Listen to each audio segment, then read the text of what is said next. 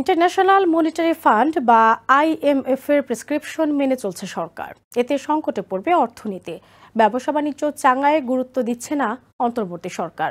শনিবার BCI এর এক সংবাদ সম্মেলনে এসব কথা বলেন সংগঠনটির সভাপতি আনোয়ারুল ইসলাম চৌধুরী পারভেজ।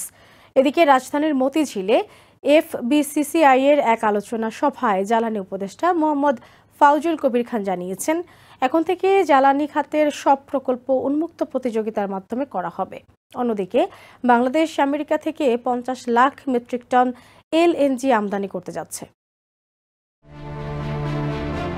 ধারাবাহিকভাবে কমছে শিল্প উৎপাদন, পিছু ছাড়ছে না অনিশ্চয়তা, অর্থনীতি চাঙ্গায় নেওয়া হচ্ছে না কার্যকর উদ্যোগ।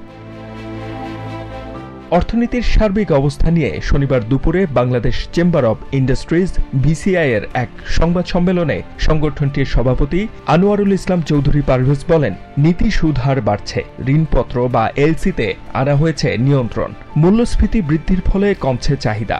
এর মধ্যে জ্বালানির দাম বৃদ্ধি হলে ব্যাহত হবে শিল্প উৎপাদন। অর্থনীতি নিয়ে একের পর এক ভুল নীতি গ্রহণ করেছে আওয়ামী লীগ সরকার।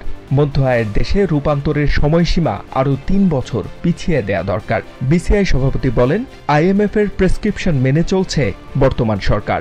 IMF এর প্রেসক্রিপশন নিয়ে যেইভাবে সরকার চালানোর চেষ্টা করছে, আমাদের যে বর্তমান যে অবস্থা, সেখানে কিন্তু এই প্রেসক্রিপশনে কাজ হবে না। এদিকে রাজধানীর মতিঝিলে FBCCI এর এক আলোচনা সভায় বিদ্যুৎ, জ্বালানি ও খনিজ সম্পদ মন্ত্রণালয়ের উপদেষ্টা মোহাম্মদ ফাউজুল কবির খান জানিয়েছেন, এখন থেকে জ্বালানি খাতের সব প্রকল্প উন্মুক্ত প্রতিযোগিতার মাধ্যমে করা হবে। এছাড়াও গ্যাসের দাম বৃদ্ধি নিয়ে জ্বালানি উপদেষ্টা বলেন, গ্যাসের মূল সংকট হচ্ছে যোগান ও চাহিদা। একদিকে গ্রাহক গ্যাস বিদ্যুতের দাম কমানোর চাপ দিচ্ছে, অন্যদিকে দাম বাড়ানোর কথা বলছে আরেকটি পক্ষ।